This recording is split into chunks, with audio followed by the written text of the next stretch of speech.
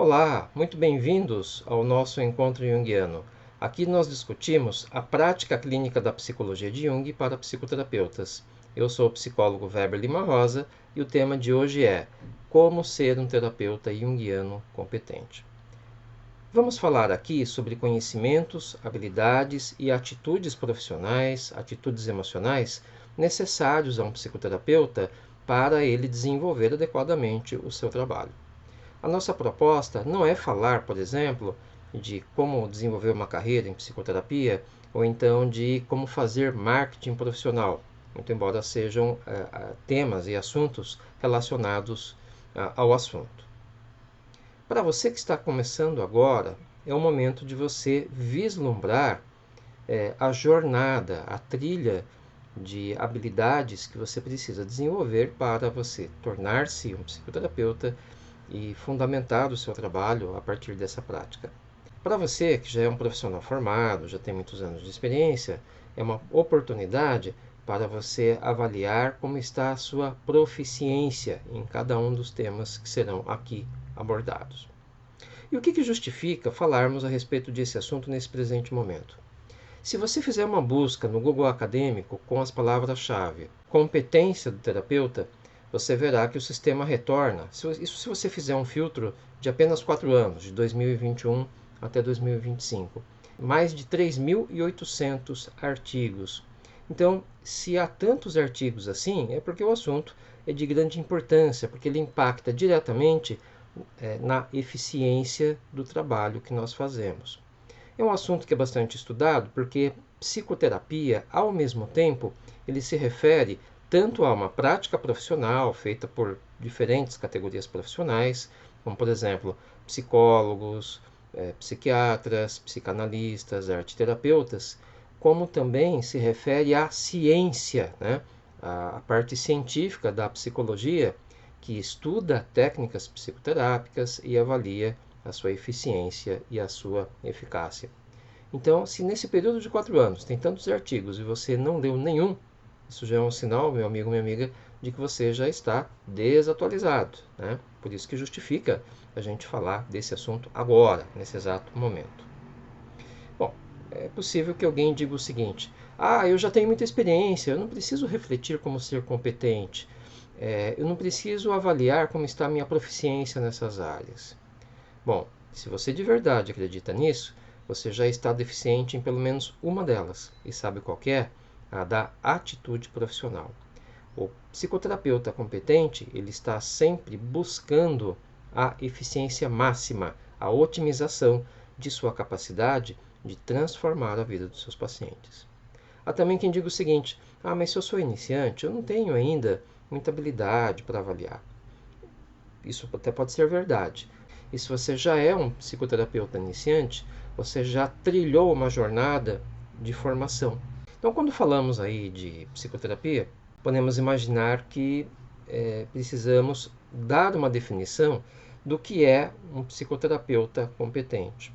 O jeito certo de você avaliar se você é um psicoterapeuta competente não é avaliando a quantidade de pacientes que você atende, número de sessões de psicoterapia que você precisa para dar alta, o valor que você cobra e nem a quantidade de cursos de aprimoramento profissional que você já fez.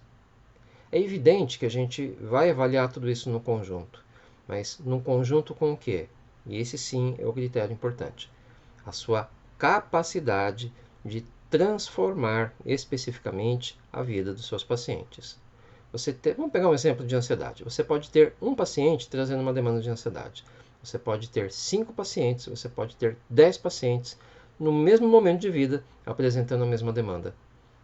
Todos os 10 terão uma demanda singular, particular, diferente, porque a necessidade de trabalhar a ansiedade para cada uma dessas 10 diferentes pessoas veio de uma história de vida diferente, veio de um motivo diferente. Então, para avaliar se você é um profissional competente, você precisa avaliar, primeiro, como é a sua capacidade de transformar a vida do seu paciente. E segundo, o quanto você é capaz de perceber onde ele precisa mudar. Mudar a vida significa fazer uma transformação, mas transformação em áreas de desenvolvimento que, por motivos da vida da própria pessoa, não puderam ser desenvolvidos ou não tiveram a oportunidade de desenvolver. Para isso, é necessário que o psicoterapeuta ele desenvolva conhecimento, não só na área da psicoterapia, mas na área das ciências humanas, na área das ciências biológicas, na área das ciências sociais. Então, indo especificamente para o conhecimento, para você trabalhar como um psicoterapeuta, é fundamental que você tenha uma formação acadêmica, um curso de graduação, preferencialmente em psicologia. Se você é profissional da área da saúde, você pode fazer uma especialização em psicoterapia, né? Aí você vai precisar fazer uma formação em psicanálise, psicologia analítica junguiana, né? Seja lá qual for a sua preferência, mas é necessário fazer a formação. O psicólogo ele faz durante o seu curso de formação de psicologia 5 anos, onde ele desenvolve conhecimentos e habilidades em diferentes áreas do conhecimento humano, né? Por isso que se você não é um profissional da área da saúde e planeja trabalhar como um psicoterapeuta, você vai precisar buscar essa formação. Não dá para a gente sair fazendo psicoterapia do nada. Quanto tempo demora para você se tornar um psicoterapeuta? Não é fazendo um cursinho online de 6 meses. Não é você fazendo um cursinho nem de 1 ano e nem de 2 anos. É você fazer uma formação que demanda, né, médio e longo prazo. A bem da verdade, mesmo depois que você se forma, existe a necessidade de você continuar se aprimorando continuamente para o resto da sua vida útil profissional, né? Enquanto você estiver trabalhando, você precisará continuar se aprimorando. E como que a gente faz esse aprimoramento? Por meio da participação e apresentação de trabalhos em congressos, realização de workshops, realização de cursos, leituras de artigos científicos, participação em grupos de estudos, tudo isso para que a gente possa acompanhar a publicação dos trabalhos que acabam mostrando as novas tendências de métodos e técnicos psicoterapêuticos dentro da área em que a gente atua.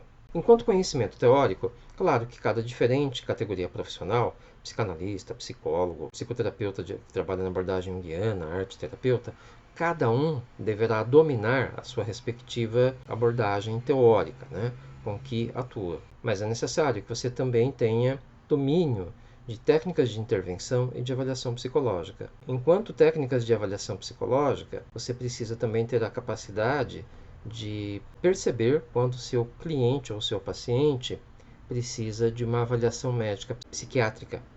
Para isso, é necessário que você conheça e conheça com força, né? Psicopatologia.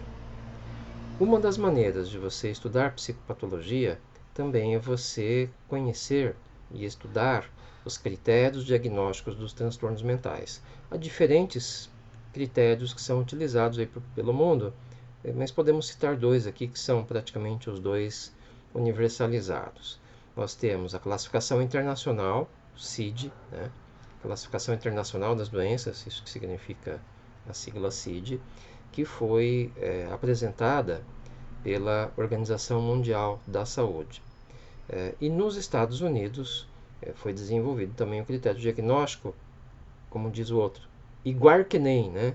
Tal qual o CID, o DSM. Claro que pautado em pesquisas feitas nos Estados Unidos por pesquisadores americanos, mas são 2 critérios diagnósticos que são equivalentes e que acabam sendo universais, né? São usados aí no mundo todo. É importante também que você tenha domínio da legislação. Quando nós falamos em psicoterapia, a gente fala de psicoterapia que é feita para crianças, para adolescentes, para adultos, para idosos. E a depender de cada uma dessas etapas do ciclo vital, nós tenhamos que atender determinados critérios que são critérios legais. Por exemplo, quando você vai fazer a psicoterapia de uma criança ou adolescente, você precisa, aqui no Brasil, respeitar, por exemplo, os critérios do Estatuto da Criança e do Adolescente. Quando você vai atender um idoso, por exemplo, você precisa atender critérios do Estatuto do Idoso. Se você é um psicólogo, você precisa respeitar, um arte-terapeuta, você precisa respeitar as resoluções, né, do respectivo órgão de sua categoria profissional. Então, é preciso que se saiba qual é a legislação que está envolvida no tipo de cliente que você atende e no tipo de demanda com a qual você atua. Eu dizia que é necessário que, além de conhecimentos, nós também desenvolvemos habilidades. E uma habilidade, ela é um conhecimento que foi colocado em prática por um determinado período de tempo. Então, durante o processo de formação para um psicoterapeuta, nós desenvolvemos, por exemplo, por primazia, a habilidade da comunicação, que é a habilidade de você poder estabelecer um rapport com o seu cliente, escutar ativamente o que quer que seja que ele lhe traga, de lhe fazer perguntas abertas e fornecer feedbacks, por exemplo. Também é importante que você tenha a habilidade de observação, de conseguir levantar dados a partir da análise da comunicação não verbal, a partir das expressões faciais, para que você consiga identificar padrões de comportamento, emoções e pensamentos do seu paciente. E uma vez que você desenvolveu a habilidade da comunicação e a habilidade da observação, você consegue fazer uma leitura muito mais completa da pessoa, de modo que você consegue desenvolver a habilidade do que chamamos aqui da empatia, que é a capacidade de você conseguir se colocar no lugar do outro e compreender os sentimentos dele e as experiências de vida dele como se fossem as suas. Aí você fecha, todos os canais de percepção do outro que é possível para o ser humano fazer, a partir do que você escuta, pela linguagem verbal, a partir do que você observa, pela linguagem não verbal, você consegue replicar em você mesmo o padrão cognitivo, o padrão afetivo do seu cliente dentro de você. E quando você consegue fazer esta replicação, é que efetivamente você faz a sua psicoterapia. Você consegue identificar potenciais, pontos fortes, pontos fracos da personalidade do seu paciente e você consegue apresentar uma proposta de intervenção, que é inclusive uma outra habilidade, que podemos definir aqui como a de você aplicar técnicas terapêuticas adequadas a cada demanda, a cada necessidade, promovendo mudanças comportamentais e emocionais a partir do raciocínio clínico que nós desenvolvemos. Também, enquanto habilidade emocional que o psicoterapeuta precisa desenvolver, é do autoconhecimento.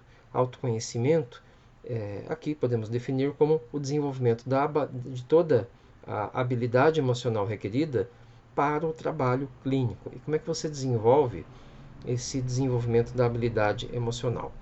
Por meio da realização das supervisões clínicas.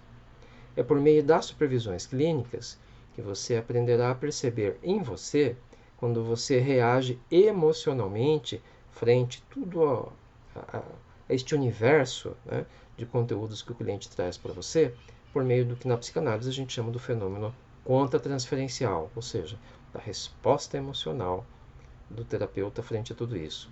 Essa contra-transferência, ela pode atuar de dois modos, ou atrapalhando o processo terapêutico ou ajudando o processo terapêutico.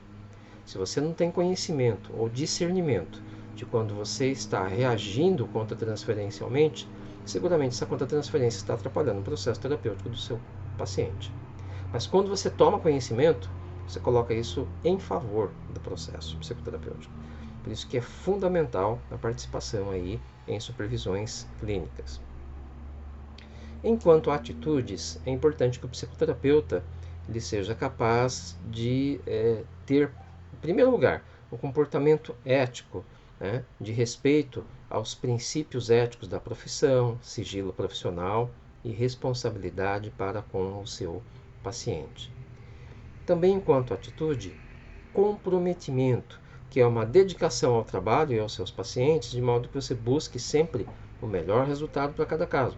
Mesmo que o melhor resultado para o seu paciente, muitas vezes seja você encaminhar o seu paciente para um outro terapeuta, que está ou mais preparado, ou está, do ponto de vista técnico, melhor fundamentado ou experiente que você em determinado aspecto do seu trabalho, e que isso vá trazer benefícios para o seu paciente. Autoconhecimento pessoal. De maneira semelhante ao autoconhecimento enquanto habilidade, Autoconhecimento pessoal, enquanto atitude, se refere ao movimento, né, ao trabalho realizado por você para que você faça a sua própria psicoterapia pessoal. Sem psicoterapia pessoal, ou seja, sem você passar pela oportunidade de ser um cliente ou um paciente de psicoterapia, você não desenvolve esse autoconhecimento. E ele é importante porque ele promove a consciência dos seus próprios limites emocionais e permite que você busque o seu desenvolvimento pessoal, né, por meio da compreensão de como você funciona, de como são os seus pontos fortes e seus pontos fracos, porque acredite, os seus pontos fracos serão exigidos, serão demandados durante o seu trabalho clínico. E claro, é necessário que, ao ser um psicoterapeuta junguiano, e você busca ser competente aí, você precisa dominar os métodos junguianos, né? Jung, no desenvolvimento da sua psicologia analítica, ele propôs inicialmente, como método junguiano, a entrevista livre, né? Feita face a face com o cliente, uma adaptação do método psicanalítico proposto por Freud. Jung gostava desse atendimento face a face. Ele é importante porque, a partir, como nós vimos, da capacidade de você se comunicar, a partir da capacidade de você estabelecer empatia, a partir da capacidade que você tem de observar o comportamento do cliente, na entrevista face a face, você consegue desenvolver um legítimo vínculo humano, né? Um vínculo humano terapêutico, profissional, que tem uma finalidade específica. Mas, além da entrevista face a face, a psicologia analítica junguiana também dispõe de outros recursos, como, por exemplo, o recurso da imaginação ativa, que foi proposto por Jung, o recurso de técnicas arte-expressivas que o próprio Jung utilizava, né? Depois, mais modernamente, mais recentemente, foi desenvolvido a técnica da caixa de areia, né? E também você utilizar como método para compreender as etapas do processo terapêutico, né, o conhecimento do processo alquímico. Claro que Jung estudou a alquimia e ele sabia muito bem que a alquimia foi a ancestral do que chamamos hoje da química, da ciência química, né? Os alquimistas acreditavam, por exemplo, que a matéria podia dispor de vontade, então de repente uma reação química não dava certo porque a matéria não queria que desse, né? Partia por essas coisas. Mas a ideia inicial da alquimia era a seguinte: era você desenvolver um processo para você transformar, por exemplo, um ferro, né, que é um metal comum, em um metal nobre, por exemplo, ouro. Por analogia, né, por semelhança, o processo alquímico pelo qual os alquimistas submetiam a matéria bruta do ferro para que ele fosse purificado e, a partir deste processo de purificação, tornar-se um metal nobre. Por analogia, a mesma coisa com a psicoterapia. O nosso cliente, quando chega para a gente, com suas dores, com seus sofrimentos, ele chega para a gente da mesma maneira que uma matéria bruta que precisa ser purificada, que precisa colocar para fora a escória, né? Tudo aquilo que lhe é imperfeito. Mas veja, para colocar para fora tudo aquilo que lhe é imperfeito, em primeiro lugar, o nosso cliente precisa entrar em contato com essa imperfeição, né? Para poder saber o que trabalhar, como trabalhar. Então, o desenvolvimento, né, da analogia da psicoterapia com o processo alquímico traz muitos insights no trabalho psicoterapêutico junguiano. Por isso que a gente precisa também ter o conhecimento aí desse processo alquímico, né?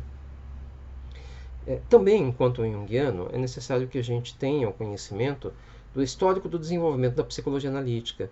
Você sabia que a psicologia junguiana tem pelo menos 3 escolas junguianas, né, constituídas, formadas?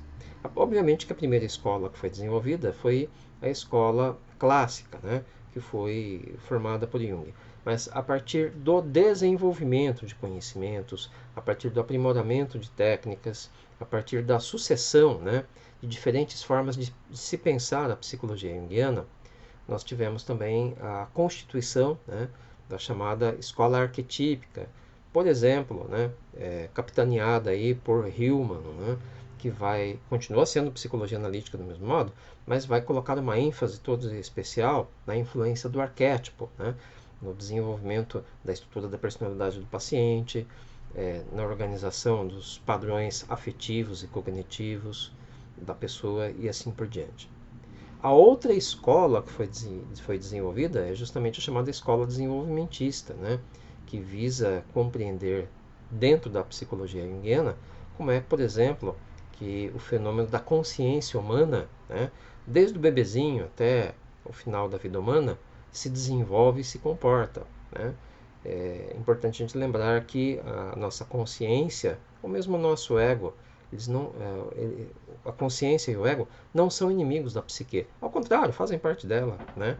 O nosso inconsciente depende da nossa consciência para se relacionar com o mundo. Então, se justifica aí, por exemplo, o trabalho de Neumann, né, dentro da escola desenvolvimentista. E, por fim, já que somos junguianos, é importante que nós saibamos distinguir os diferentes tipos de literatura junguiana. Nós podemos aprender psicologia analítica junguiana estudando os textos da obra completa, os textos de autores junguianos que leram a obra completa e fizeram seu próprio pensar a respeito. Nós podemos estudar Jung por meio de compilações da obra e podemos, obviamente, estudar Jung por textos de Jung que não estão dentro da obra completa. Quando vamos aprender psicologia junguiana, também é importante que você considere que há duas formas diferentes de você aprender a psicologia junguiana. Estudando o desenvolvimento desses conceitos na ordem cronológica, tal qual Jung os viveu, na mesma sequência, né, de pensamento que ele foi fazendo ao longo da sua vida, como também você pode estudar Jung por temas, né? Então você pega livros, né, de autores junguianos que fizeram todo um apanhado, né, da obra completa de Jung e acabaram condensando em capítulos, né? Capítulo que trata sobre sombra, capítulo que trata sobre individuação, capítulo que trata sobre inconsciente coletivo e assim sucessivamente, de modo que você consiga entender, né, como foi o desenvolvimento que Jung fez ao longo de toda a vida, né, de uma maneira mais consolidada, mais organizada. Por que isso? Porque uma coisa é o que Jung pensava ser complexo afetivo lá pelos idos de 1902, 1903, quando ele já tinha começado a sua vida profissional. A outra coisa é quando, já no final da vida dele, ele já tinha a ideia do que era um complexo afetivo já testada, aprimorada por pelo menos décadas de atuação profissional. E, obviamente, Jung aprimorou, né, modificou o jeito que ele entendia muitas das coisas que ele próprio tinha colocado no começo da sua vida profissional. Então, estudar Jung é fundamental para que você tenha consciência de quando, né, é esse conceito e em que momento da vida Jung estava vivendo. Claro que você só vai saber isso se você também tem domínio da biografia dele. Se você gostou dessa aula, segue o meu perfil para continuar recebendo outros vídeos ou inscreva-se no canal para que receba a notificação dos próximos conteúdos. Até mais!